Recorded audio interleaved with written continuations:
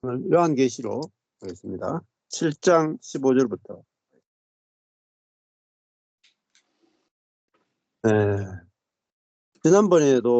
지난번에 할 때 큰 환란에서 나오는 흰옷 입은 자들 나오죠. 근데 어떻게 흰옷을 입었느냐? 어린 양의 피에 그 옷을 씻어 희게 하였다. 이렇게 돼 있죠.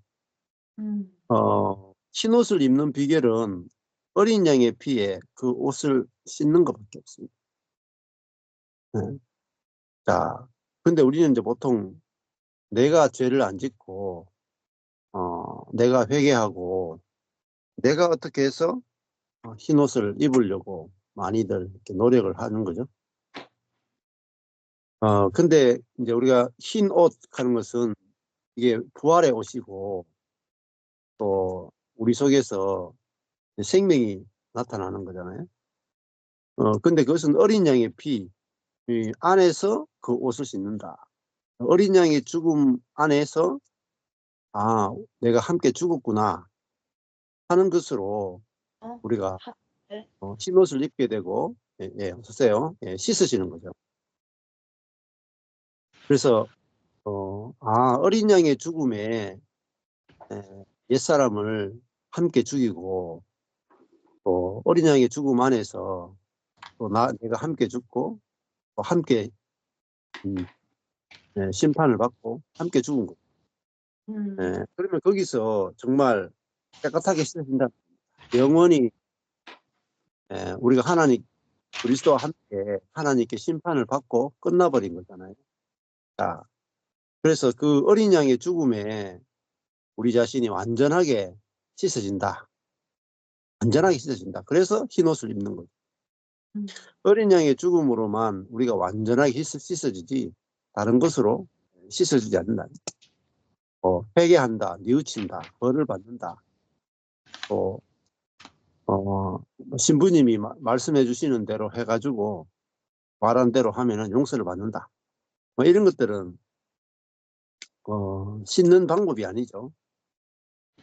그래서 또 우리에게 그 흰 옷 하는 것은 우리에게 행위가 거룩해지고 의로워지는 거잖아요.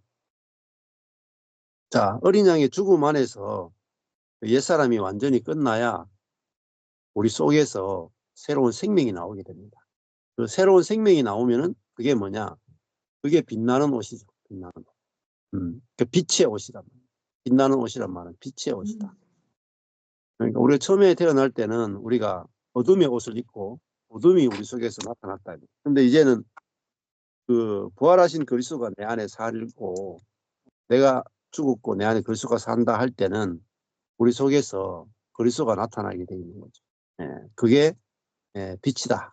이렇게 볼 수가 있겠죠.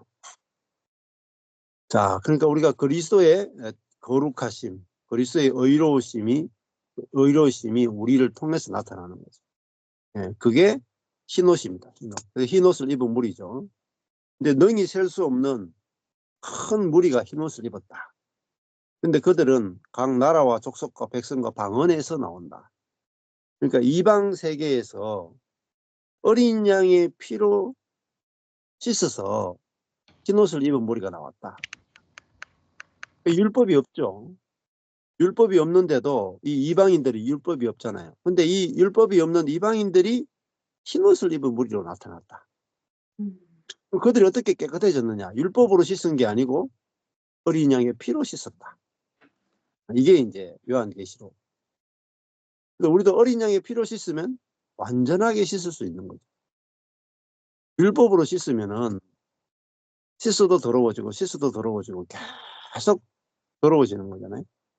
근데 어린 양의 피로 씻으면은 옛사람이 종이축이 말려가듯이 완전히 떠나가고 우리가 새로운 피조물로 나타난단 말이에요.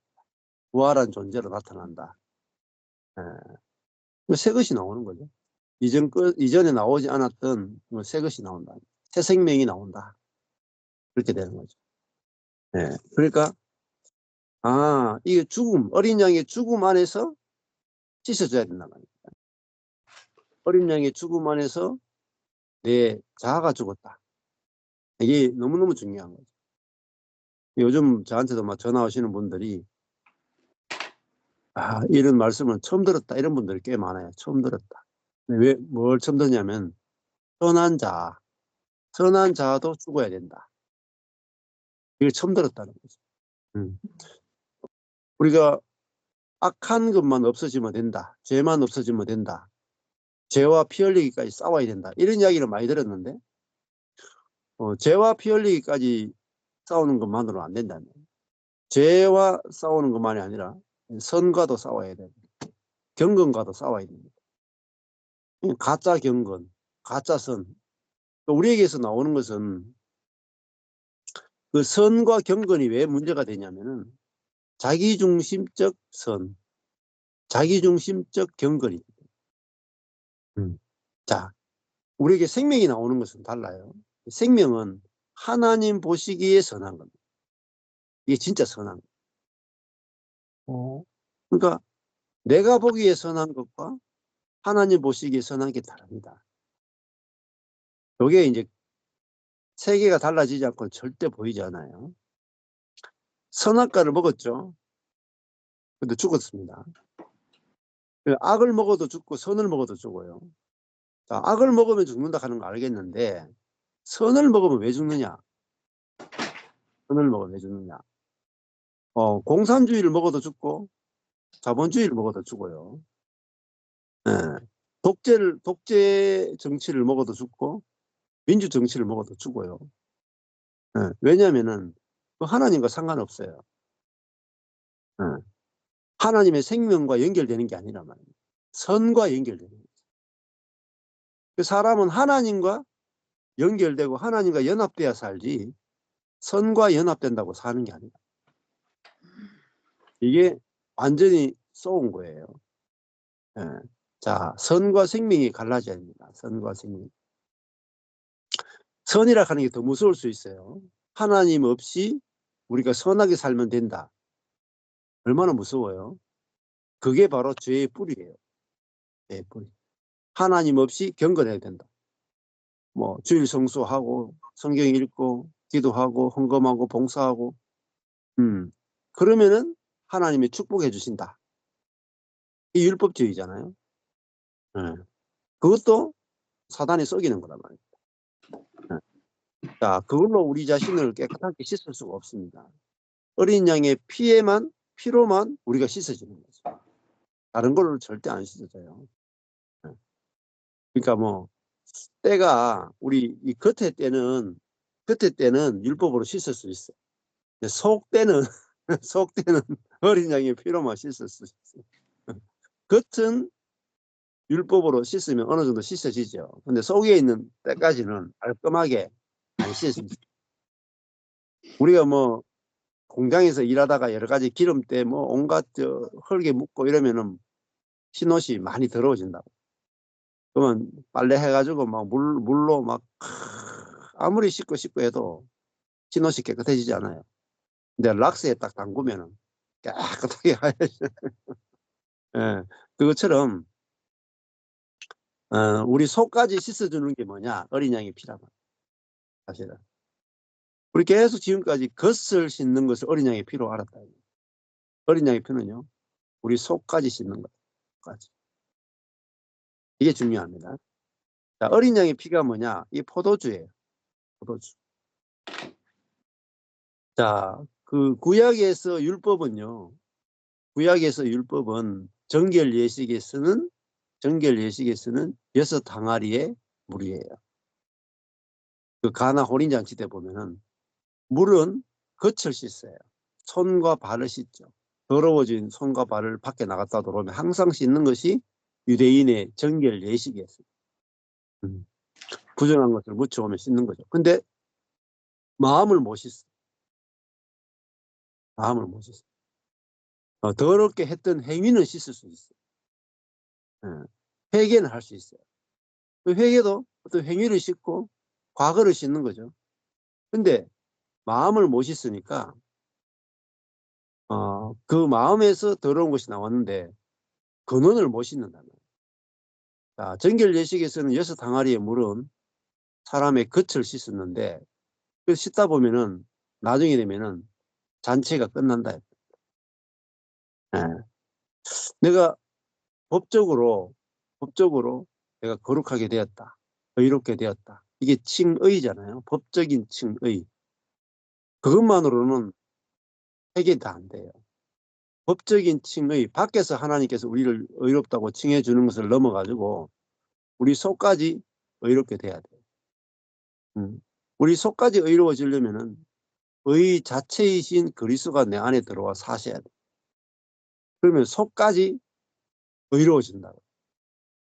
우리 속에서 의로운 게 나온다. 그게 뭐냐? 포도주예요. 가나 혼인잔치에 정결 예식에서는 6항아리에 물이 뭐로 바뀌었느냐? 포도주로 바뀌었어요. 겉을 씻는 물이 속으로 들어와서 우리 속을 씻는 포도주로 바뀌었어요.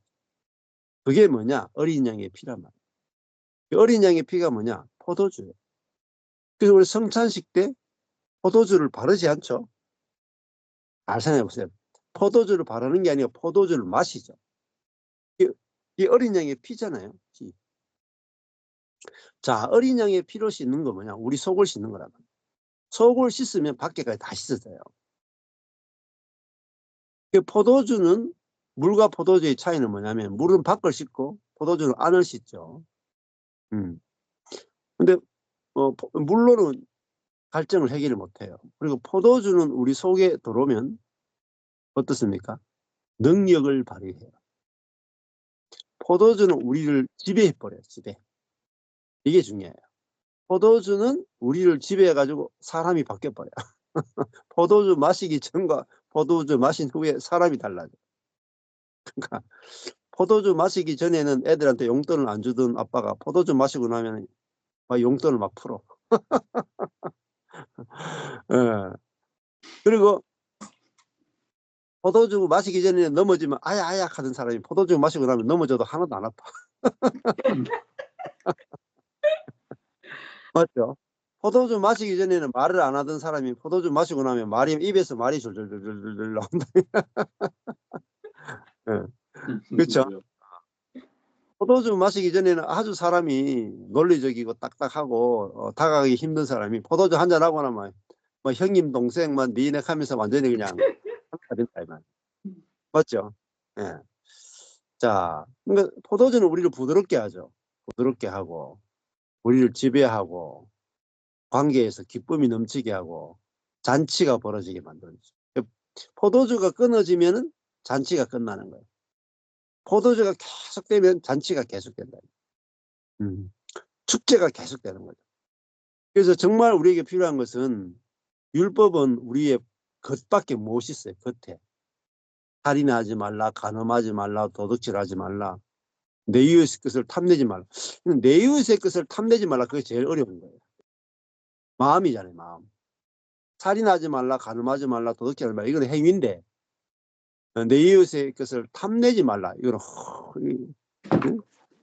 탐심이잖아요. 그 마음의 문제를 해결하려면은 뭐가 필요하냐? 어린 양의 피에 씻어야 된다. 어린 양의 피는요, 내 속에 들어오는 거예요. 내 속에 들어와.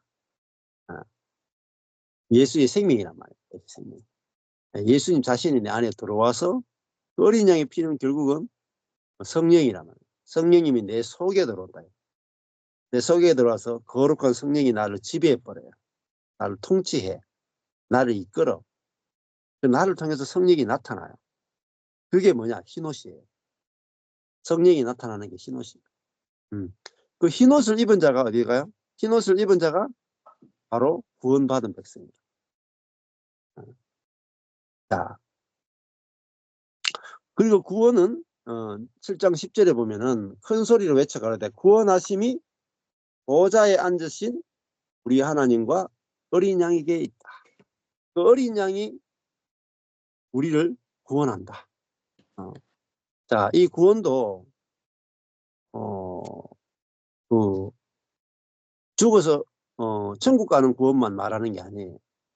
이 구원은 하나님의 통치란 말이에요. 통치하심이 어린 양에게 있다. 하나님이 우리를 통치하면요, 우리가 모든 것으로부터 구원을 받아요. 결핍으로부터, 또 환경으로부터, 절망으로부터, 상처로부터, 죄의 지배로부터, 중독의 지배로부터, 가난으로부터, 교만으로부터, 절제하지 못함으로부터, 인내하지 못함으로부터 다 구원받습니다. 이게 결국은 보좌에 앉았다 하는 게 뭐겠어요? 보좌에 앉으신 우리 하나님과 어린양.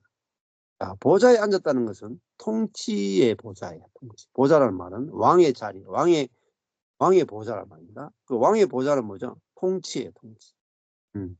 그 구원이 뭐냐? 또 통치예요. 구원이란. 그래서 신학자들이 자유주의 신학자들이건 모든 신학자들이 사복음서를 연구를 해요. 사복음서에 나타나는 예수님과 그리고 바울 서신에 나타나는 바울, 그러니까 예수님의 복음과 바울의 복음으로 이렇게 쫙 나누어요. 자유주의 신학자들이 그걸 나눴단 말이에요. 예수님이 전한 복음과 바울이 전한 복음은 왜 차이가 나는가? 그래서 예수님이 전한 복음을 한마디로 딱 줄이면은요, 하나님 나라의 복음입니다. 근데 바울의 복음은 개인적인 믿음으로 의롭게 되는 믿음으로 의롭게 되는 복음이다. 그래서 예수님이 전한 것은 하나님 나라인데 바울이 전한 것은 믿음으로 의롭게 된다는 복음을 전했다. 그러면 바울에게서는 하나님 나라가 어디 갔는가? 이러면서 이제 자유주의 신학자들이 바울이 예수님의 복음을 변질시켰다. 이렇게 이제 공격을 굉장히 많이 했습니다. 근데 바울의 복음도, 그러면 우리 보수적인 기독교에서 바울의 복음을 너무 칭의의 복음으로 한정시켰다. 한정. 그래서 반드시 예수님이 전하신 복음은요, 하나님 나라가 이 땅에 임했다라는 복음이에요. 그리고 이 땅에 임한 하나님 나라에 들어가는 것이 구원이에요. 너무너무 중요한 이야기입니다. 자, 근데 바울도 사도행전 끝에 보면은 그 로마에 가서 가택에 갇혀가지고 마지막에 하나님 나라를 전파했다 이렇게 나와요. 그러니까 알고 보면은 예수님이 전한 복음과 바울이 전한 복음은 같아요. 같아. 그러면 예수님은 하나님 나라를 전했고 바울은 하나님 나라에 어떻게 들어가는가? 예수님도 똑같습니다. 물과 성령으로 거듭나지 아니하면은 하나님 나라를 볼 수 없고 하나님 나라에 들어갈 수 없다. 성령으로 거듭나지 않으면 못 들어간다. 자, 그 바울도 똑같아요. 성령으로 거듭나지 않으면 하나님 나라 들어갈 수 없고 성령으로 거듭나지 않으면 구원 받은 게 아니다. 또 구원을 경험할 수 없다. 이렇게 똑같이 해야겠다는 말입니다. 그러면 구원이라는 게 뭐냐? 바울이 말하는 구원도 하나님 나라예요. 하나님 나라. 예수님이 전하는 구원도 곧 하나님의 나라입니다. 그러면 우리가 구원이라 하는 게 뭐냐면 흑암의 나라에서, 흑암의 권세에서 사랑의 아들의 나라로, 아들의 사랑의 나라로 우리를 옮겼다. 나라가 옮겨지는 게 구원이에요. 그러니까 쉽게 하면 왕이 바뀌어지는 게 구원입니다. 사단이 우리의 왕이었다가 하나님이 우리의 왕으로 바뀌는 거죠. 쉽게 하면 대통령이 바뀌는 거죠. 미국 요즘 엄청 시끄럽죠. 대통령이 바뀌니까 미국도 강력한 대통령 중심제죠. 강력한 대통령. 한국도 대통령 중심제입니다. 내각 중심이 아니고 의회 민주주의나 이런 쪽이 아니고 대통령 중심제죠. 한국과 미국이 다 똑같아요.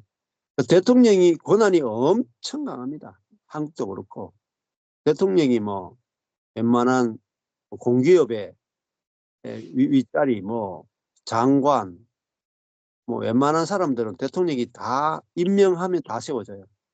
그러니까 대통령이 임명권이 어마어마하죠. 그래서 다 대통령 되려고 하는 겁니다. 그리고 내 위에 사람을 대통령 만들려고 하는 거예요. 대통령 만들려면요 장관 되는 건 일도 아니라 그러니까 출세하는 게 자기 위에 사람이 대통령이 되면 출세하는 게 일도 아니라 돈 벌고 계급 상승하고 유명해지고 일도 아닙니다. 일도 아니에요. 그러니까 이 대통령의 권한이 엄청나죠. 그러니까 갑자기 뭐 드럼프도 관세를 때려가지고 지금 미국 자체도 힘들고 전 세계도 힘들고 갑자기 일경에 해당하는 주식 가치가 갑자기 막 사라지고 그렇죠. 그만큼 왕이 바뀐다는 것은 뭐냐면은 세계가 바뀌는 거예요. 왕이 바뀌는 것은. 통치권자가 바뀌면 다 바뀌는 겁니다. 그래서 사람들이 대통령을 선거에 목숨을 거는 이유가 제일 위에 사람이 바뀌면 밑에는 다 바뀌어버려요. 예. 마찬가지로 사단이 우리의 왕이었을 때는 우리가 사단이 시키는 대로 할 수밖에 없었다. 이 말이에요. 예. 우리 북한을 보면은 김정은이가 하니까 북한 주민들이 선택권이 없죠. 선택권이 없어요. 그 김정은이가 시키는 대로 살 수밖에 없어. 근데 남한이 오면은 대통령이잖아요. 대통령은 아무것도 아니에요. 한 5년 되면 내려가야 돼. 5년도 못 채우고 3년 만에 탄핵돼야 돼. 그러니까 남한은 대통령 그래봤자 몇 년 못 해먹는다고요. 하면서도 늘 레임덕 해가지고 한 3년, 4년 지나고 나면요. 이름밖에 없어. 예. 그리고 언제 감옥 가야 될지 조심조사해야 돼. 예. 자, 근데 우리도 구원이란 뭐냐? 애굽의 바로가 왕이었다가 하늘의 하나님이 우리의 왕이 되었지. 왕이 바뀌는 게 구원. 그러니까 그 왕이 어떤 통치를 하느냐에 따라서 그 밑에 사람들이 완전히 달라지죠. 네. 왕이 백성들을 정말 사랑하면은 백성들이 아주 평화의 시기를 맞고 자유를 누리고 풍성함을 누리죠. 왕이 독재해버리면요.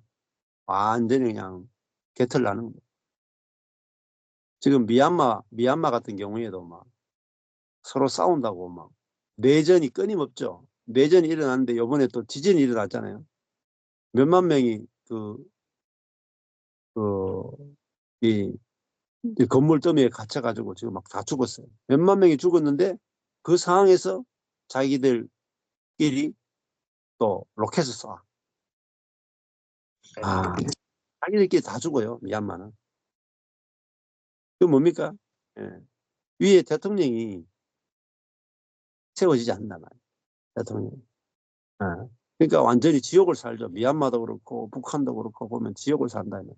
중국도 마찬가지죠. 중국도 그 시진핑 공산주의에 의해서 철저하게 통제되는 사회잖아요. 민주주의가 뭔지를 전혀 모르는 사람이 중국 사람들. 예. 국민이 예, 투표권도 없죠. 완전히 이제 세뇌 당하는 곳이 바로 중국이잖아요. 예. 근데 이게 이제 나라가 바뀌면 완전히 다르죠. 예를 들면 독일 같은 사회에 갔다. 독일 같은 사회는 진짜 국민들이 예? 완전히 주인 되어 가지고 자기들이 투표권을 가지고 국민들에 의해서 모든 국가가 다 경영이 되죠. 자, 완전히 세계가 다르잖아요. 왕에 의해서 모든 것이 달라지죠. 그러면 구원이라 하는 게 뭐냐면은 나라가 바뀌는 거예요. 나라. 그러니까 북한에 있다가 남한에 넘어온 거죠. 나라가 바뀌었는데 엄청나게 모든 게 다 달라지죠. 마찬가지입니다. 우리가 구원은 세상 나라에 있다가 하나님 나라로 넘어오는 거예요. 하나님 나라에 오면은 뭐로 통치되느냐? 은혜로 통치됩니다. 은혜로. 근데 세상 나라는 율법으로 통치된다. 네. 그래서 또 그 구원이 우리가 실제로 풍성하게 누릴 수 있고 또 하나님 나라는 성령으로 거듭난 자들이 들어갈 수 있고 볼 수 있는 거죠. 그러니까 성령으로 사는 자들, 그러니까 성령이 통치하시는 나라가 바로 하나님 나라죠. 그게 구원입니다. 근데 이제 이걸 그러니까 성령이 표현되면 흰옷을 입는 거죠. 근데 우리가 대부분 성령의 표현체로 사는 게 아니고 이 자아가 죽었다가 없으면 그냥 자아의 옷을 입고 사는 거예요. 그 흰옷 입은 자들로 안 보이는 거야. 흰옷 입은 자들. 자, 그러니까 우리가 형제 자매를 보거나 내 자신을 보거나 형제 자매를 볼 때 흰옷 입은 무리로 보여야 될 거 아니에요. 맞죠? 지금 사도 요한은 아무라도 능히 셀 수 없는 큰 무리를 봤는데 흰옷을 입고 손에 종려가지를 들고 보좌 앞에 어린 양과 함께 서서 큰 소리로 외쳐가려되 구원하심이 보좌에 앉으신 우리 하나님과 어린 양이 있도다 찬양하죠. 근데 이 흰옷을 입은 무리는 어린 양의 구원하심을 경험하는 무리다. 어린 양의 통치를 경험하고 누리고 그래서 그 누림이 너무 좋아서 그 구원하시는 자기들을 구원하시는 어린 양에게 찬양을 하는 거예요. 자, 그러면 우리가 옆에 있는 형제 자매들이 흰옷을 입은 무리로 보이느냐 이 말이에요. 흰옷을 입은. 이게 중요한 거죠. 우리 눈에 사도 요한의 눈에는 아무라도 능히 셀 수 없는 흰옷을 입은 큰 무리를 봤다. 그게 이 땅에 있는 그리스도인이죠. 그리스도인. 그 흰옷을 입은 자로 보이는 게 그게 뭐냐? 계시란 말이에요. 계시. 눈이 열려서 본다. 그래서 우리도 보이는 게 중요한 거죠. 아, 내 자신도 흰옷을 입은 자로, 내 가족들도 흰옷을 입은 자로, 우리 교회 형제자매들도 흰옷을 입은 자로 보여지는 게 중요한 거예요. 아, 어린 양의 죽음 안에서 씻어진 자로 그렇게 보여지면은 흰옷을 입었다. 그만 오겠어요? 입댈 것이 없다. 입댈 것이 없다. 맞죠? 아니 뭐 흠이 있어야지. 네? 여기 흰옷을 입었는데 여기에 만약에 이제 조그마한 검댕이 묻었다. 그러면 요 검댕 묻어서 할 거 아니에요. 닦아주든지 씻어주든지 할 거 아니에요. 근데 흰옷을 입었다 하는 말은 온전하다는 뜻입니다. 온전하다. 입댈 게 없다. 근데 이게 보여지는 게 중요한 거죠. 입댈 것이 없는 사람으로. 흰옷을 입은 무리로. 그렇게 보여져야 되는. 야, 참 우리가 이렇게 그 신부가 웨딩 드레스를 이렇게 입는데 이번에도 결혼식이 있는데 웨딩 드레스를 입었는데 여기 뭐 시큼한 그런 어떤 뭐 머리카락이나 이런 것들이 머리카락에 이렇게 막 웨딩 드레스에 묻어 있어. 그러면 그거 다 털어주지 않아요? 근데 이게 그런 것들이 검댕이 없으면은 그냥 그대로 즐기고 보는 거죠. 여기 만약에 머리카락 시커먼 게 이게 막 묻어 있다 그럼 다 떼줘야 되는 거예요. 내 눈에 형제 자매들이 어떻게 보이는가? 이게 중요한 거죠. 내 눈에 각 나라와 족속과 백성과 방언에서 아무도 능히 셀 수 없는 큰 무리가 흰옷을 입고 있더라. 예, 그들이 함께 구원하신 그 하나님과 어린 양을 찬양하더라. 자, 이렇게 이제 이게 보여져야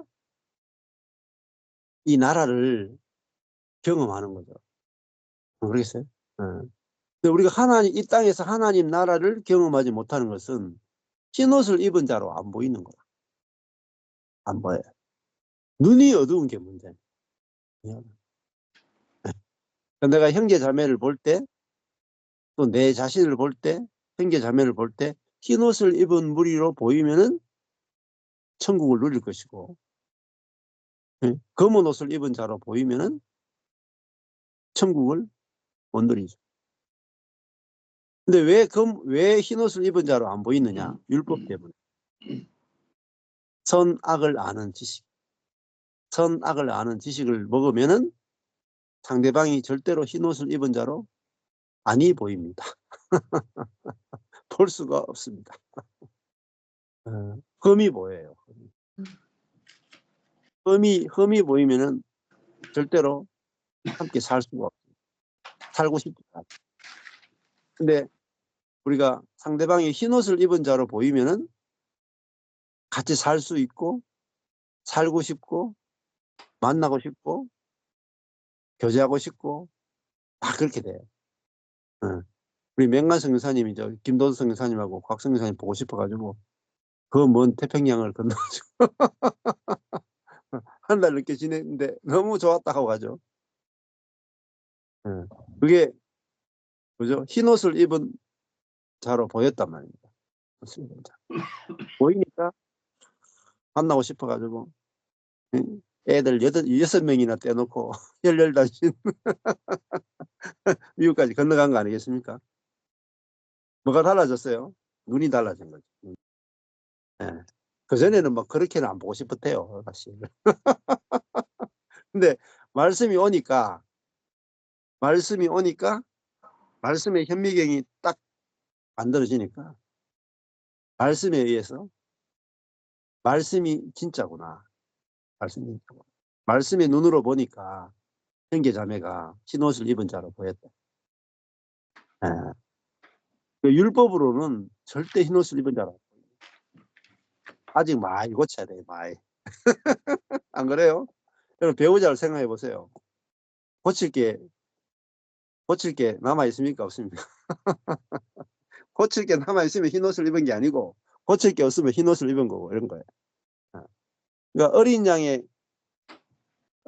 피로, 어린 양의 죽음, 어린 양이 우리 속에 사시는 그 통치로 우리가 이미 온전케 되었다. 이게 되어져야 만날 때마다 기쁨이 넘친다. 그 속에서 어린 양의 피가 어떻게 흘러나오는가, 어린 양의 생명이 어떻게 나오는가, 다 끝났잖아요. 이미 옛사람이 죽고 이미 그리스도와 함께 부활한 존재잖아요. 이게 보여지고 믿어져야 주님이 어떻게 나타날까, 저 사람 속에서 주님이 어떻게 나타날까, 그게 날마다 소망이 되죠. 자, 그래서 보이는 게 중요한 거예요. 그래서 요한계시록은요, 계시, 북시 뭐죠? 예, 판회로 계시되다. 이 덮어놓은 것이 딱 열렸다는 거예요. 덮어가 안 보이죠. 근데 딱 열리는 거예요. 이게 마치 그거와 똑같아요. 계시라고 하는 것은 지성소의 휘장이 언약궤를 딱 덮어놨다. 안 보이게. 근데 휘장이 위에서 아래로 착 찢어져요. 그게 계시예요. 보이지 않는 지성소가 보였다. 보이지 않는 하나님이 보였다. 하늘의 세계가 보였다 이 말이에요. 이 요한계시록이에요. 절대로 볼 수 없는 하늘의 세계가 사도 요한 눈에 보이는 거죠. 하늘의 세계가 보였다. 근데 우리도 언제 하늘의 세계가 보이느냐? 말씀이 곧 눈이에요. 말씀이 곧 하나님의 눈이라. 말씀이 오면 딱 보인다는 거예요. 저는 말씀에 의해서 눈이 딱 보였어요. 진리가 보인단 말이에요. 그 실제가 보인다, 실제. 내가 죽었네. 이게 보인단 말이에요. 내 안에 그리스도가 사시네. 이게 보인단 말이에요. 교회가 이미 그리스도의 몸된 교회가 만들어져 있네. 와, 그 죄인인 나는 죽고 끝났네. 형제도 죽었네. 나도 죽었고 저 사람도 죽었네. 이게 보인단 말이에요. 이번에 한 자매님이 저한테 와서 간증하시더라고요. 그 자매님이 이제 1년 전에는 목사님 내가 죽은 게 발견됐습니다 하고 너무 기쁘게 살아요. 처음에는 내가 아무것도 아니네 이게 발견. 그때 저를 만나기 전인데 나는 아무것도 아니네 이게 발견되고 마음에 안식이 왔어요. 이게 다 한 줄 알았어. 근데 제가 전하는 복음을 딱 만나고 나서 내가 아무것도 아니네가 넘어가가지고 내가 죽은 내가 발견돼요. 그러니까 내가 아무것도 아니네보다 내가 죽은 내가 더 능력이 있는 거야. 아무것도 아닌 애는 아직 죽은 상태는 아니야. 아무것도 아닐 뿐이지. 그래서 나는 아무것도 아닙니다. 이 세계에 머물러만 해도요. 대단해. 대단해. 그런 동료도 있고. 그래. 나는 아무것도 아니다. 나는 먼지다. 나는 피조물이다. 거기까지만 알아도 많은 죄가 끝나요.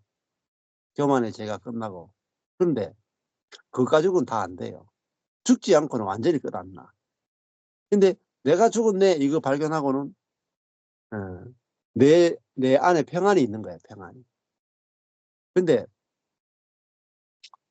나는 평안한데 상대방이 나 때문에 시험 들기도 하고 또 관계가 안 되기도 하고 막 그랬단 말이야. 근데 요번에 뭘 발견했냐면은 너도 죽은 내가 발견된 거야. 너도 죽은. 나만 그리스도와 함께 죽은 게 아니고 너도 그리스도와 함께 죽었네. 이것까지 발견되니까 나만 그리스도와 함께 죽은 체험이 있어. 너는 아직 안 죽었어. 이렇게 보였단 말이야. 근데 그렇게 보이다가 갑자기 상대방이 당신도 죽었네? 이렇게 보니까 이제는 교통이 되기 시작했다. 상대방이 이해된다. 상대방이 어떤 행동을 해도 죽은 내가 되고 그러면 막 대화가 되는 거야. 대화가. 상대방이 공감이 되고 완전 다른 세계라는 거다. 내가 죽은 내를 발견하는 거하고 너도 죽은 내 발견하는 세계로 넘어가면 더 놀라워요. 자, 그러니까 그 다음에 우리가 다 죽은 내 하면 더 놀랐겠죠. 예, 우리가 다 부활했네 이러면 더 놀랐겠죠. 그러니까 말씀이 들리는 만큼 보여져요. 들려야 보여져요. 그러니까 말씀이 현미경이기 때문에. 자, 그래서 말씀이 너무너무 중요하단 말입니다. 오늘 우리가 지금 이제 요한계시록 봤지만은 여기에 나타나는 어린 양의 피로 씻는다. 요 한마디가 무슨 의미가 있는가? 여기에 따라서 완전히 달라집니다. 실제는 완전히 달라요. 그냥 우리 겉만 씻는 어린 양의 피를 알 때는 내가 체험되는 게 겉만 씻는 어린 양의 피가 경험돼요. 근데 내 속을 씻는 어린 양의 피를 알게 되면 내 속까지 다 씻어진다. 그러니까 그 말씀의 해석이 어떤 체험을 할 수 있는지를 가르친다. 어마어마하게 중요한 거예요. 해석에 따라서 체험이 달라집니다. 그러면 우리는 말씀이 정확하게 해석되는 것이 계속적인 누림과 체험의 비결입니다. 그래서 저도 딴 게 아니에요. 성경이 새롭게 보여지고 새롭게 해석되니까 그 해석된 대로 경험되더라고요. 그래서 예, 그 말씀만 열려지면 체험이 열려져요. 새로운 말씀이 오면은 새로운 세계가 경험된다. 그러니까 말씀이 전부예요. 말씀. 말씀에서 다 출발돼야 돼요. 자, 이 작은 한 구절이 우리 인생을 바꿔버립니다. 그래서 저한테 전화 오시는 분들도 그냥 한 영상을 듣고 한 말씀 들었는데 한 문장이 딱 경험되고 나니까 뭐 그 세계가 경험되는데 이게 뭐냐? 말씀으로 경험되는 세계다. 말씀. 말씀이 육신이 된다 하는 거죠. 그러니까 말씀이 곧 내 존재를 통해서 나타나는 거. 그게 말씀이 육신이 되는 거죠. 자, 그래서 사도 요한도 이제 이렇게 요한계시록을 썼죠. 이 요한계시록을 기록한 것도 말씀이잖아요. 그 사도들은 다 죽었지만은 남아 있는 게 뭐냐? 이 말씀과 교회예요. 맞죠? 12사도가 다 죽고 사도 바울도 죽었지만은 그들에 의해서 세워진 교회 그리고 그들이 기록한 말씀 두 가지가 남아 있습니다. 말씀과 교회가 남아 있죠. 네. 그래서 우리도 그 말씀과 교회를 남기는 거죠. 그래서 저도 유튜브를 하는 이유가 그냥 말씀을 남기는 거죠. 근데 유튜브는 또 하다가 제 채널을 안 하면요, 이게 또 닫혀요. 많이 올려놨는데. 그래서 또 보조 도구가 뭐가 필요하냐? 책이 필요한 거죠. 몇 가지 도구가 필요하죠. 책과 유튜브 같이 있어야 말씀이 보존이 되잖아요. 유튜브는 굉장히 빠르고 좋은데 이게 채널이 닫혀버리면 다 싹 다 없어져 버려요. 그러니까 그게 또 유튜브의 이게 단점이에요. 제 채널만 딱 패스해버리잖아요. 지금까지 올렸던 5,000개 영상이 다 없어졌다. 그러니까 책이 필요한 거죠. 그래서 지금 책을 같이 만들고 있는 겁니다. 문자로 남기고, 그 다음에 이제 뭐 이런 블로그나 이런 것도 필요하겠죠. 그리고 교회가 필요한 거죠. 그래서 이제 교회가 이 말씀을 계속해서 경험하고 나오는 거 전하는 교회가 필요한 거죠. 예. 자, 오늘 15절 보시면은 15절에 그러므로 그들이 하나님의 보좌 앞에 있다 하는 것은 하나님의 통치 앞에 있다 이 말입니다. 또 그의 성전에서 밤낮 하나님을 섬긴다. 네. 자, 그들이 있는 곳은 하나님의 성전이죠. 아무라도 능히 셀 수 없는 큰 무리는 성전에서 밤낮 하나님을 섬긴다. 자, 그 하나님이 계신 곳은 곧 보좌이면서 곧 성전이죠. 자, 보좌에 앉으시니가 하는 것은 보좌에 앉아 있다는 말은 통치하고 있다 이 말이에요. 어떻게 하시냐? 그들 위에 장막을 지셨다. 스케노 장막을 지셨다. 자, 그들이 이제 장막이 된 거죠. 이게 이제 수장절이라고도 볼 수 있는데, 자, 그들 위에 장막을 지셨다. 그러니까 그들이 장막이 된 거죠. 그들이 또 성전이 된 거예요. 그러면 그들이 성전이죠. 그들이 성전이니까 그들 안에서 하나님 보좌를 펼치시고 다스리신다. 이렇게 볼 수가 있겠죠. 자, 예수님이 요한복음 1장에 보면은 말씀이 육신이 되어 우리 가운데 거하심에 이렇게 했습니다. 꼭 거하심에가 뭐냐면은 말씀이 육신이 되어 우리 안에 우리 가운데 장막을 치심에라는 뜻입니다. 예수님은 이 땅에 장막으로 오셨어요. 장막. 근데 그 장막 안에 뭐 누가 계시냐? 하나님이 계시단 말이에요. 여기도 보면은 보좌에 앉으신 이가 우리 위에 장막을 치셨다 하는 거잖아요. 자, 그러니까 우리가 어디에 있느냐면 장막에 있는 거죠. 성전 안에 있는 거죠. 하나님의 통치 안에 있는 거죠. 자, 그러니까 하나님의 성전 안에 있고 하나님의 통치 안에 있다 말이에요. 그러면 그 결과는 어떻게 됩니까? 장막을 치시리니 하고 화살표가 되어 있어요. 16절을 보면 저희가 다시는 줄이지도 아니하며 목마르지도 아니하고, 자, 첫 번째가요, 굶주리지 않는다. 하나님이 다스리면 뭐가 일어나냐? 첫 번째, 굶주리지 않는데요. 두 번째, 목마르지 않는데요. 네. 야, 이게 뭡니까? 공급. 하나님 보좌에 앉아가지고 뭐 하시느냐? 공급하신다. 그래서 양식을 공급하시고 생수를 공급하십니다. 영적인 양식, 육적인 양식 다 들어가요. 예, 하나님 공급하신다.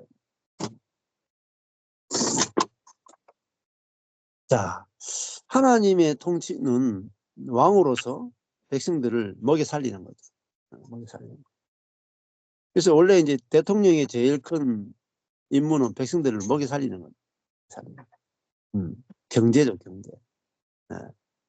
그러니까 하나님이 그들 위해 장막을 쳐서 그들을 성전 삼으니까 그 결과로 다시는 굶주리지 않고 다시는 목마르지 않는다. 그죠? 만족한다. 이게 구원이에요. 자, 그러면 하나님이 끊임없이 공급해서 굶주리지 않게 하고 목마르지 않게 하겠다. 이게 약속이에요, 약속. 약속이고 실제란 말입니다. 그러니까 죽을 때까지 우리 굶어 죽을 일이 없고 목마를 일이 없다. 근데 요한계시록을 읽는 분들이 맨날 요한계시록 읽으면서 앞으로 핍박이 올고 환란이 올 텐데 우리가 막 뭐 순교도 하고 먹지도 못하고 굶주리 막 이렇게 어려워질 거다. 경제도 어려워지고 모든 게 어려워질 거다. 전부 다 그렇게 해석을 해요. 그래서 요한계시록 읽는 사람마다 두려움을 느끼게 해요. 근데 오늘 어떻습니까?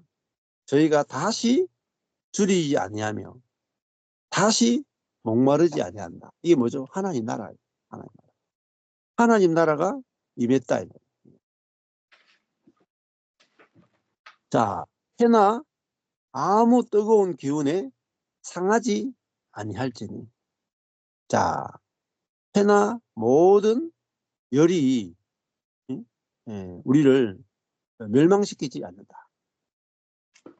그 해, 해는 뜨거운 것이고 달은 밤이 되면 춥잖아요.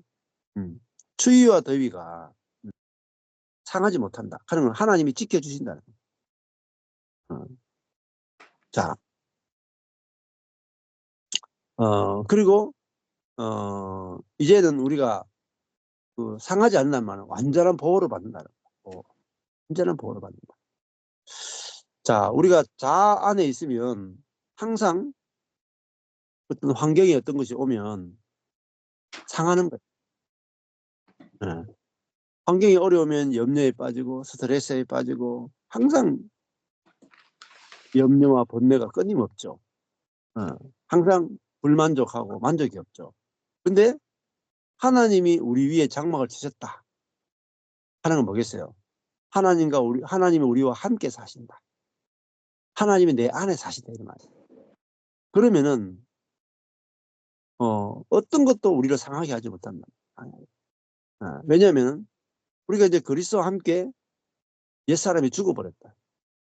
그리고 이제는 그리스도와 함께 부활한 새로운 피조물이 된 거잖아요. 그러니까 뭐 죄나 욕심이나 뭐 부족함이나 결핍이나 이런 것들이 우리를 상하게 하지 못한다. 해를 받지 않는다. 해를 받지 않는다. 자, 그러니까 우리가 왜 하나님 나라가 임했음에도 불구하고 해를 받고 상하고 인생이 막 괴롭고 고통스러우냐? 그 고통스러워하는 그 내가 그리스도와 함께 죽었다. 자, 그리고 내 안에 그리스도가 사시는데 그리스도가 어떻게 하시는가 보자. 예를 들면 이런 거죠. 직장 생활을 해요. 근데 내가 직장 생활 안 하면은 우리 가정이 먹고 살기 힘들어. 그럼 내가 힘들어도 이 직장 생활 해야 되잖아요. 그러면 직장 생활 아침에 일어나서 직장 가는 게 도살장으로 끌려가는 어린 양 같아. 너무 괴로워. 어린 양보다 더 심한 게 도살장으로 끌려가는 돼지 신세. 깨끗 끓이면서 도저히 못 가. 응. 그러면은 우리는 이렇게 생각한단 말이야. 아, 내가 직장에 안 나갈 수 있어야 내가 안식하고 직장에 안 나갈 수 있어야 문제가 해결된다 이렇게 생각해. 직장에 나가는 한은 내 문제가 해결이 안 된다고 생각해.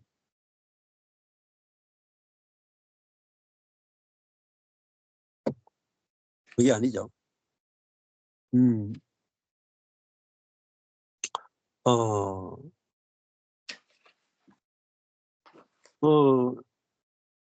내가 이 집에 재정을 공급하지 않으면은 우리 가정은 먹고 살 수 없다.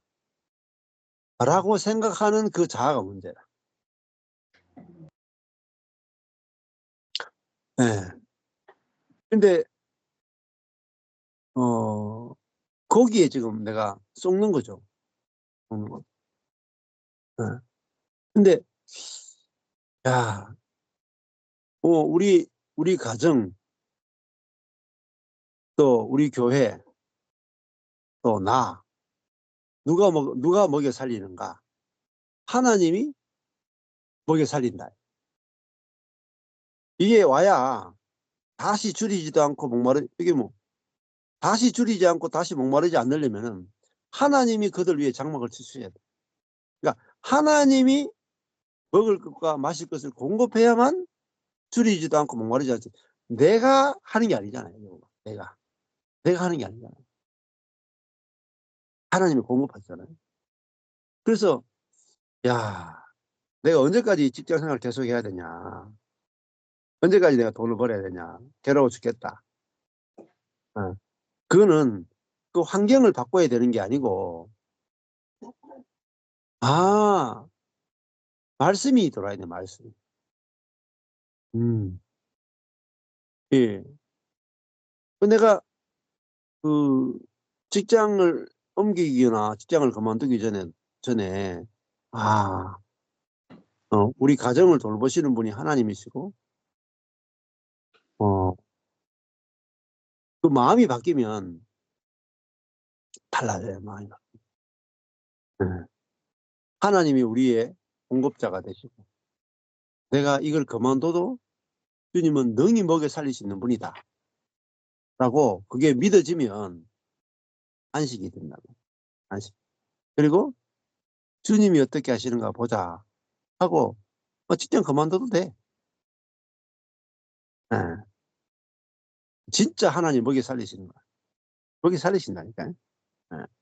근데 그게 믿음이 오면은 마음에 안심이 되고 안정이 되고 행복해지고 직장 다니는 직장 계속 가도 괜찮아요. 마음이 달라졌기 때문에. 마음 때문에 괴로웠지 환경 때문에 괴로운 게 아니라 사실. 우리 자꾸 그 환경 때문에 괴롭다 하는데 아닙니다. 예. 저도 환경이 이 복음을 처음에 알았을 때 환경이 바뀐 게 없어요. 환경은 갈수록 더 나빠졌어요. 예?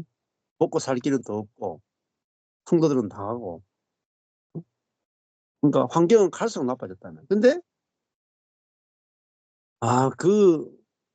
그 환경 아래에 살던 내가 죽었구나.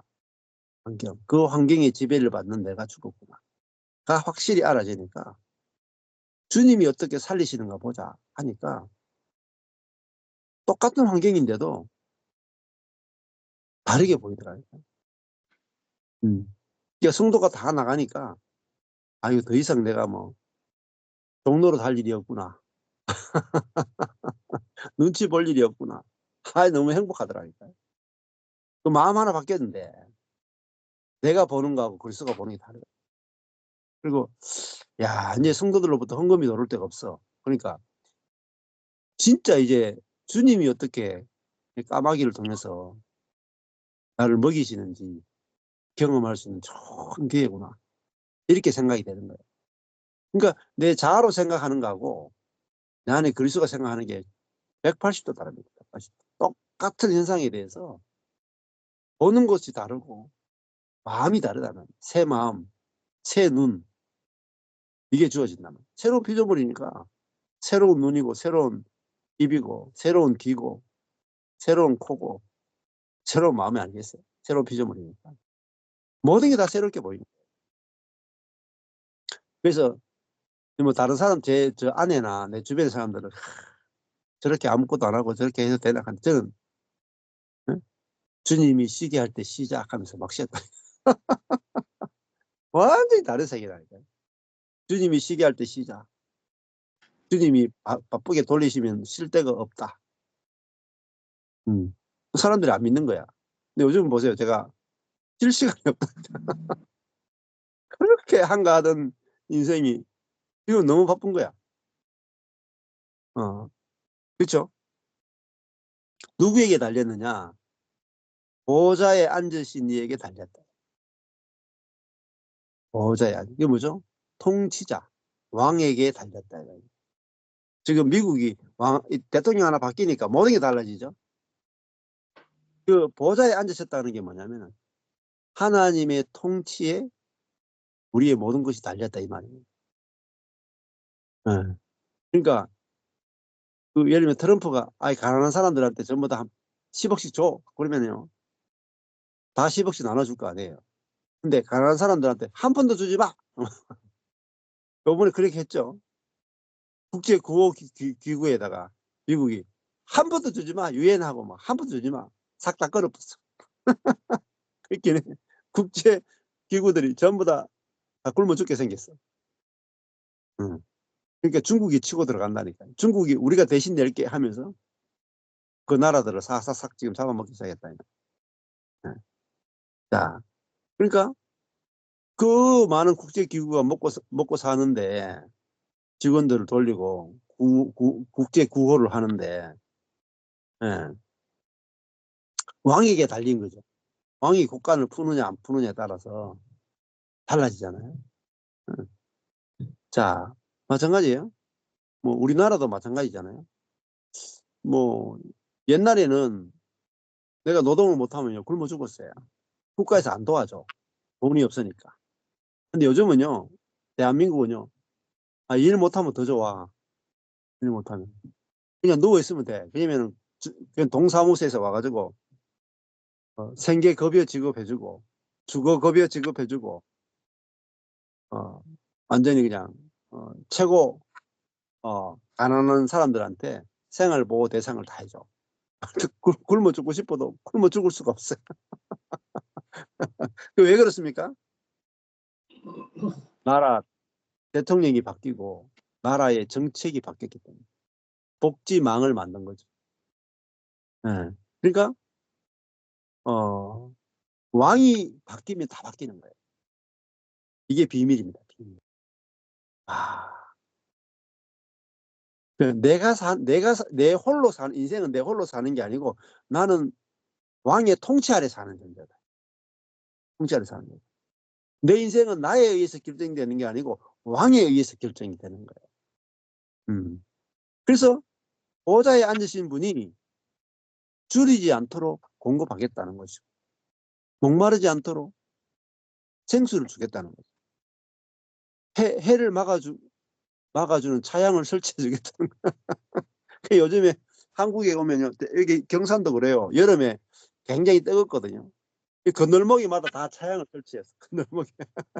건널목에 보면은 중요한 사람들이 많이 다니는 건널목에는요, 여름 되면 차양이 쫙 설치된다니까. 기가 막히다니까요. 버스 정류장에 있잖아요. 여름에 에어컨 나와. 겨울에 히터 나와. 보세요. 국가가 다 먹여주고 입혀주고 다 하잖아요. 그러면 한 국가가 이 정도인데 하나님 오죽하시겠어요? 네? 국가가 복지를 해도 이 정도 한다니까. 대한민국만 해도 이 정도 한다니까요. 버스 정류장에 히터와 에어컨이 나온다니까요. 그 정도로 국가가 공급하는데 하나님 오죽하시겠어요? 근데 우리 하나님 안 믿는다니까. 하나님 안 믿는 게 제일 큰 문제. 우리 인생이 제일 큰 문제. 예? 예. 해나 뜨거운 기운에 상하지 않게 다 하겠다 하잖아요. 자, 그 다음에 17절에 이는 보좌에 보좌 가운데 계신 어린 양이. 다 보좌가 계속 나오잖아요. 뭐예요? 통치 하나님 통치하신다. 계속 보좌를 이야기하는 거야. 근데 보좌를 아무리 이야기해도 못 알아듣는 거라. 하나님 통치하신다. 하나님 왕이시다. 이야기를 계속 한대. 왕의 보좌 가운데 계신 어린 양이 저희의 목자가 되어 주셨다. 목자가 돼서. 자, 여기 보시면은 이게 죽은 사람입니까? 살아있는 사람입니까? 살아있죠. 뭐 죽은 사람한테 뭐 목자가 될 필요가 있어요? 그죠? 다 지금 이 땅에서 이루어지는 일을 이야기하고 있잖아요. 보좌 가운데 계신 어린 양이 저희의 목자가 되사 어디로 인도해요? 생명수 샘으로 인도하신다. 그 말은 뭐죠? 목마르지 않게 하신다. 하나님의 생명으로 살게 해주겠다. 사람은요, 언제 목마르지 않느냐? 내 생명 가지고 살면 항상 목말라요. 왜? 우리의 생명은요, 욕심이거든요, 욕심. 인간의 천연적인 생명의 핵심은요, 욕심 덩어리야. 탐욕.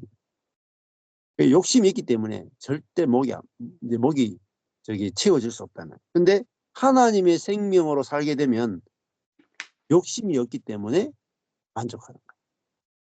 이게 하나님의 생명수 샘으로 우리를 인도해 주겠다는 거예요. 그럼 이게 생명수가 뭐냐? 결국은 성령이에요. 성령이 곧 생명이에요. 성령의 샘으로, 성령으로 살도록 인도해 주겠다는 거예요. 그러면요, 성령으로 살게 되면요, 부족함이 없어요. 욕심이 없기 때문에 부족함이 없는 거예요. 자, 뭐 성도가 한 명이라도 괜찮아.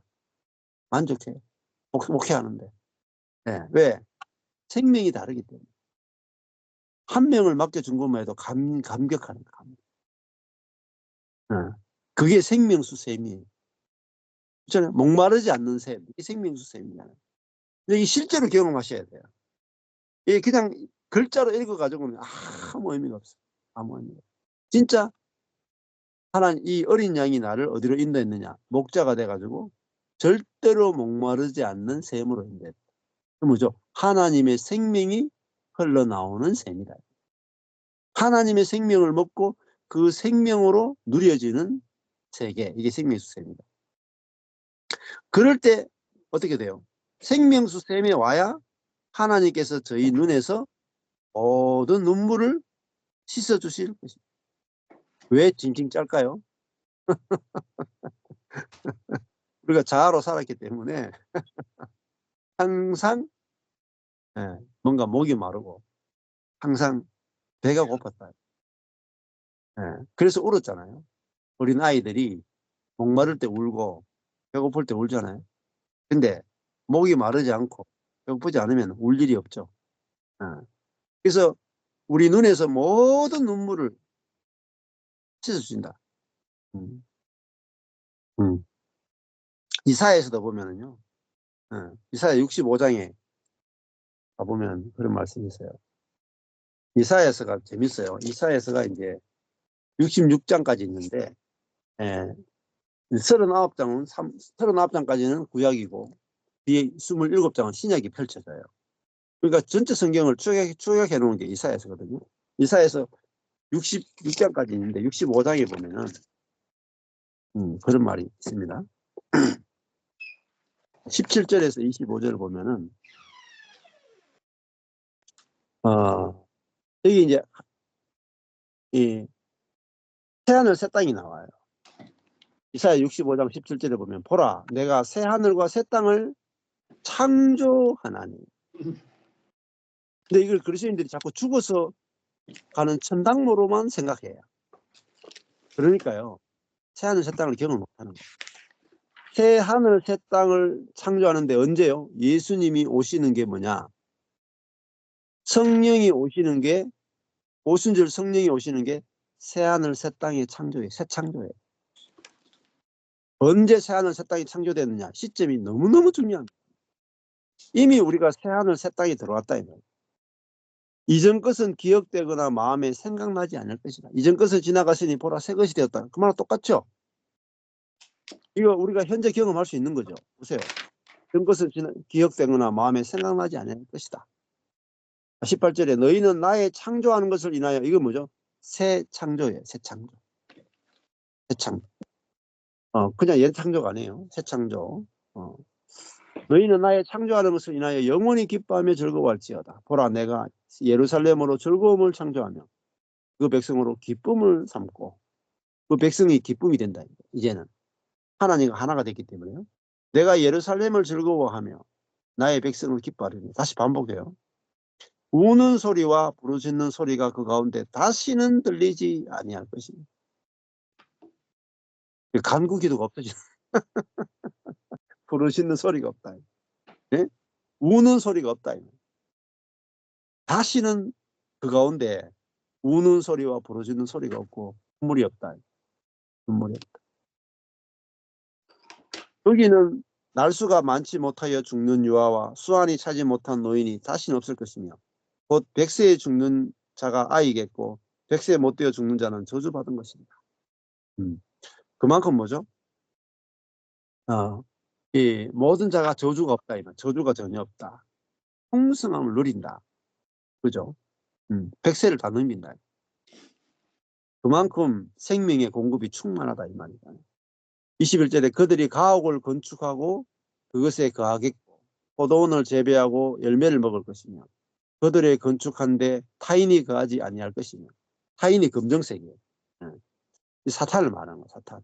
그들의 재배한 것을 타인이 먹지 아니하리니 이는 내 백성의 수완이 나무의 수완과 같겠고 나의 택한 자가 그 손으로 일한 것을 길이 누릴 것이다.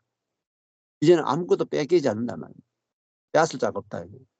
그들의 수고가 헛되지 않겠고 그들의 생산한 것이 재난에 걸리지 아니하리니 그들은 여호와의 복된 자의 자손이요 그 소생도 그들과 함께 될 것입니다. 그들이 보세요. 이 새하늘 새 땅에서는요. 그들이 부르기 전에 내가 응답하겠고 그들이 말을 마치기 전에 내가 들을 것이며. 예. 즉시 부르기 전에 응답해버린다. 맞잖아요. 기도가 필요 없는 세계라는 거예요. 부르기 전에 응답해버리니까. 너무 멋지지 않습니까? 하나님. 성경이 다 나오는 이야기 하는 거예요, 제가. 근데 자꾸 싸우더라고요. 기도해야 되지 않습니까? 하면서 막 강구해야 되지 않습니까? 부르기 전에 응답한다. 이게 언제예요? 신약 시대에만 되는 거예요. 신약 시대에 진짜 실제가 펼쳐진다. 부르기 전에 응답하겠고 말을 마치기 전에 내가 듣는다. 신속하게 하나님의 통치가 이루어진다는 거예요. 신속하게. 25절에 이리와 어린 양이 함께 먹을 것이며. 이리는 옛사람이고요. 어린 양은 새사람이에요. 이제 원수들이 이제 사람이 바뀌어버린 거예요. 이리가 어린 양과 함께 뛰어논다. 이게 뭐죠? 본성이 바뀐 거예요. 본성. 이게 뭐죠? 새하늘, 새 땅, 새 창조예요. 사자가 소처럼 집을 먹는다. 이게 가능한 소리입니까? 네. 뱀이 흙으로 식물을 삼는다. 뱀이 다른 걸 안 잡아먹는다. 뭐죠? 이리, 사자, 뱀. 이게 뭡니까? 네. 자기중심적 죄인이잖아요. 근데 그래서 해함도 없겠고 상함도 없으리라. 오늘 했죠? 계시록에서. 해함이 없다. 상함이 없다. 왜 그래요? 존재가 바뀌기 때문에. 자, 16절에 해나 아무 뜨거운 기운에 상하지 않다. 해함도 없고 상함도 없다. 이게 이사야서죠? 우리가 조금 전에 읽었던. 왜 그래요? 이리와 사자와 뱀이 새롭게 창조돼 버려요. 새창조. 네. 그들의 죄성, 공격성이 다 죽었다. 네. 사자가 풀 뜯어먹는다. 사자가 풀 뜯어먹는다. 존재가 바뀌었죠. 이게 새창조예요. 이 이사야서의 예언이 신약 시대에 예수님이 오셔서 이룰 일이 뭐냐? 예수님이 오셔서 하실 가장 큰 일이 새 창조예요. 새 백성을 창조한 거예요. 이게 지금 가려져 있어요. 어마어마한 복음이죠. 근데 이걸 언제 다 밀어놨느냐? 예수님 재림 때로 다 밀어놨어. 그래서 교회가 능력이 없는 거예요. 복음의 영광이 안 나타나는 거예요. 야, 그래서 진짜 이제 어린 양이 내 안에서 목자가 되어 주시죠. 내 안에서 목자가 되어 주시고 내 안에서 성령이 생명수 샘이 되어 주시고 그러면요 우리의 본성이 이미 바뀐 거예요. 하나님의 본성으로 우리 속사람은 하나님의 본성으로 살아야 돼요. 그러니까 이제는 성령의 그 사랑 이타성으로 살아가야 되기 때문에 우리가 눈물을 흘릴 일이 없고 목마를 일이 없고 줄 일이 없다. 이게 존재가 바뀌어야 새로운 세계가 열리는 거예요. 그게 이사야 65장이 말이에요. 너무너무 놀라운 거죠. 이 세계를 우리에게 주셨다는 거예요. 그래서 예수님이 오신 목적이 뭔가? 새 백성을 창조하기 위해서였어요. 이게 다니엘 7장이에요. 구름을 타고 오는 인자가 하는 일이 뭐냐? 새로운 백성을 창조하는 거예요. 새로운 백성. 어떤 백성입니까? 흰옷을 입은 무리를 창조하는 거예요. 단순히 죄 사함만으로 끝나는 게 아니라 그러니까 이 어마어마한 복음을 누구도 밝혀낼 자가 없는 거예요. 전할 자가 없는 거예요. 그게 제일 피눈물 나는 거예요. 저도요 복음을 딱 알고 나니까 소원이 그것밖에 없어요. 이 복음을 한 사람이라도 들었으면 좋겠어요. 딱 한 사람이라도. 다른 소원이 없어요. 그냥 딱 한 명이라도 제대로 알아듣고 이 복음을 제대로 딱 경험하면은 전하지 않을 수가 없어요. 전하지 않을 수가. 그래서 우리가 이 생명수 샘물을 지금 마시고 살아야 돼요. 지금 눈물이 다 씻어져야 돼. 네? 눈물이 씻어지는 게 뭐죠? 어린 양의 피에 그 옷을 씻는 거하고 똑같아. 눈물이 씻어져야 돼요. 예수를 믿고 피로 제사함은 받았는데 이 땅은 광야야. 그러면서 계속 눈물 흘리고 있으면 안 돼. 예? 예. 우는 소리와 곡하는 소리가 없다 그랬잖아요. 새하늘 새 땅 하나님 나라는 우는 소리와 곡하는 소리가 없다니까요. 저보고 맨날 왜 자꾸 우냐 그래요. 아니 우는 소리와 곡하는 소리가 끝났는데 눈물이 다 씻었는데요. 그래서 웃는 거라고. 그래서 이게 이제 아까 전에 기쁨, 즐거움, 즐거움으로 삼는다. 기쁨, 즐거움이 나오잖아요. 희락. 우리가 이런 세계를 산다는 것이 제일 큰 축복이 아닌가 그런 생각합니다. 오늘 여기까지 하겠습니다.